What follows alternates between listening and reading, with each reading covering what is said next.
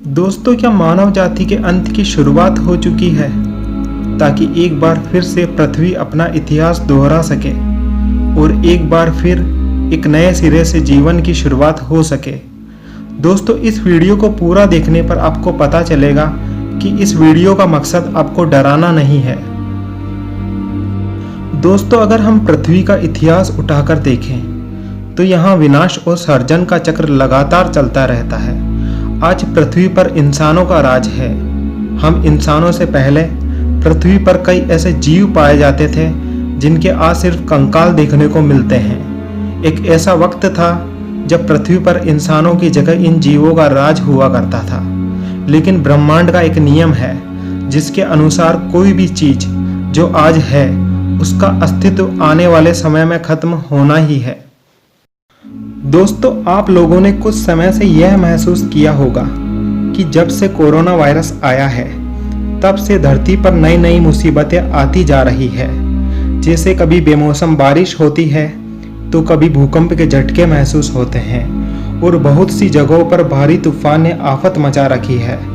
कई वैज्ञानिकों ने यह आशंका जताई है कि वर्तमान में धरती के नीचे जो बदलाव हो रहे हैं इसके चलते आने वाले समय में भूकंप, बाढ़ और सुनामी जैसे हालात पैदा हो जाएंगे।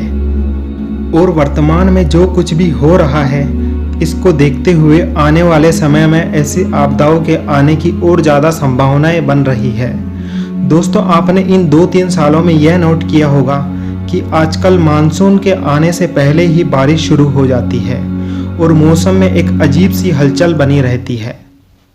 पिछले कुछ समय से जलवायु में जो परिवर्तन हो रहा है, इस अजीब से परिवर्तन को हम सब महसूस कर रहे हैं। ये सब कुछ ही सालों में होने लगा है क्योंकि इंसान ने प्रकृति की परवाह किए बिना इतनी तरक्की जो कर ली है। पर ऐसी तरक्की का क्या फ़ायदा जो खुद इंसान के लिए घातक साबित हो। अभी जलवायु में जो विनाशकारी बदलाव हो रहा है ऐसा पहले नहीं होता था, क्योंकि प्रकृति पर जब से इंसानों का हस्तक्षेप बढ़ा है तब से प्रकृति खुद से नियंत्रण खोती जा रही है। यह सब आज से नहीं है, यह तब से है जब से इंसानों ने अपनी सुविधाओं के लिए ऐसे उपकरणों और फैक्ट्रियों का निर्माण शुरू कर दिया जो सबके लिए हानिकारक है। पुराने समय में ऐसे उपकरण और फैक्ट्रियों से निकलने वाली गैस प्रकृति को इतना प्रभावित नहीं करती थी क्योंकि इनकी संख्या कम थी, पर आज इनकी संख्या में इतनी बढ़ोतरी हो चुकी है जिससे प्रकृति बुरी तरह प्रभावित हो रही है। इसी कारण प्रकृति अपना संतुलन खोती जा रही है। अगर मौसम वैज्ञानिकों की बात करें तो उनके अनुसार पृथ्वी का वातावरण पूरी तरह से बदल रहा है, जिससे आने वाला समय बहुत ही घातक सिद्ध हो सकता है। अगर ऐसा ही होता रहा तो बहुत ही जल्द धरती पर प्राकृतिक आपदाएं बढ़ने वाली है। ये तो सिर्फ प्राकृतिक आपदाएं हैं। अभी वर्तमान में भारत और चीन के मध्य जो विवाद चल रहा है, अगर यह विवाद और बढ़ा तो विवाद की एक छोटी सी चिंगारी परमाणु बम के जरिए लगभग पूरे विश्व के लिए विनाशकारी साबित हो सकती है। दोस्तों, हिरोशिमा और नागासाकी पर जो परमाणु हमला हुआ था, आपको तो पता ही होगा वह कितना विनाशकारी था।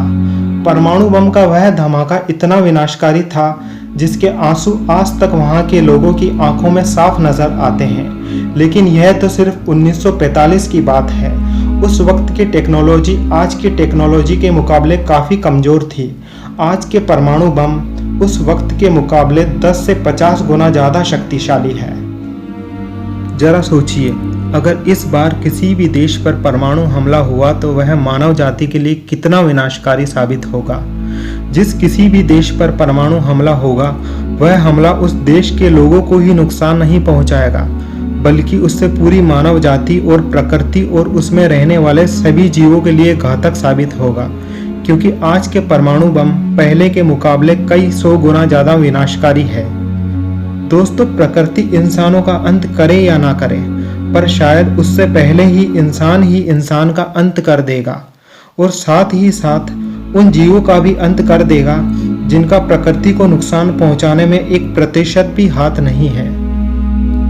दोस्तों, इस पूरी दुनिया में जितने भी जीव हैं उनमें से सबसे हिंसक जीव इंसान है, क्योंकि सभी जीवों में इंसान ही प्रकृति को नष्ट कर रहा है और साथ में खुद को भी नष्ट करने की पूरी तैयारी कर चुका है।